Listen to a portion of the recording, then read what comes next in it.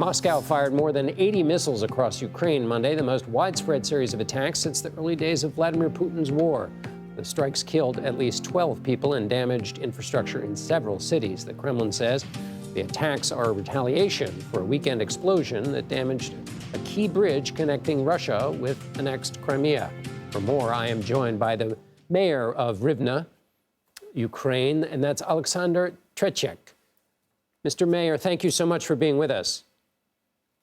You are just... Yes, hello, nice to hear from you. You're just a few hours west from Kyiv, which was just hit for the first time in 8 months. What is it like where you are right now, and what are you expecting? Yes, we're just a couple hours from Kyiv and almost 1.5 hours from Belarusian border. So, October 10 marked in Ukraine as the most massive airstrike during the last 8 months. Today, Russia launched the most number of missiles and airstrikes over Ukrainian cities, over Ukrainian peaceful cities. So, more than 80 strikes were launched by Russians. More of them were just directed on peaceful Ukrainian cities. The most of them, Lviv, Kyiv, Ternopil, Zhytomyr, Kryvyi Rih, Zaporizhia, and others. As for Rivne, thanks God, we are protected by our air defense, and 2 missiles were shot down before, in a couple minutes, to Rivne. So, just dozens and dozens of people were wounded, and all critical infrastructure was destroyed by Russian strikes. Russia keeps its aggression toward peaceful Ukrainian cities. Mr. Mayor, tell me about the energy facilities. Why do you think the Russians are targeting them? Yes, Putin wants to bring collapse to Ukrainian cities, and he wants to cause humanitarian collapse in Ukrainian cities. He wants to make people very angry with him, and he do all he can to have a lot of trouble, especially in cold winter season in Ukraine. That's why he's targeting electrical stations and everything that's related with heating system in Ukraine and heating infrastructure in Ukraine.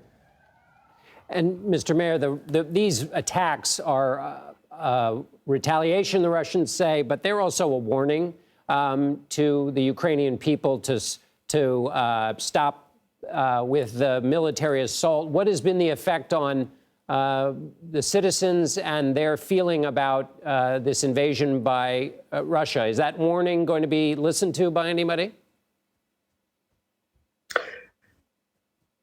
Putin wants to make more and more mourning among Ukrainian people, but he don't know Ukrainian nature. He wants to make more collapse, but he make even more and more stronger and united Ukrainian people. So only during the last couple hours, Ukrainian nation just donated a lot of money for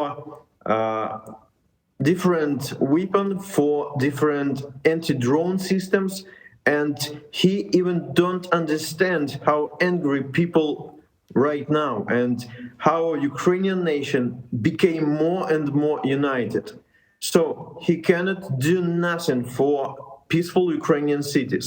Of course, he has no any success on battlefields. That's why he keep terrorizing peaceful Ukrainian cities. So, as I know, U.S. Congress have to consider a law that say that Russia is a sponsor of terrorism country. Mm-hmm. Russia is a terrorism state. So, and also this bill that's tabled in U.S. Congress also recognize Russia's actions against Ukrainian nation as a genocide. So we want to ask support of civilized and democratic world to keep supporting Ukraine in this war against Russian terrorism and Russian actions against peaceful Ukrainian cities. Oleksandr Tretyak, mayor of Rivne, Ukraine, thank you so much for being with us.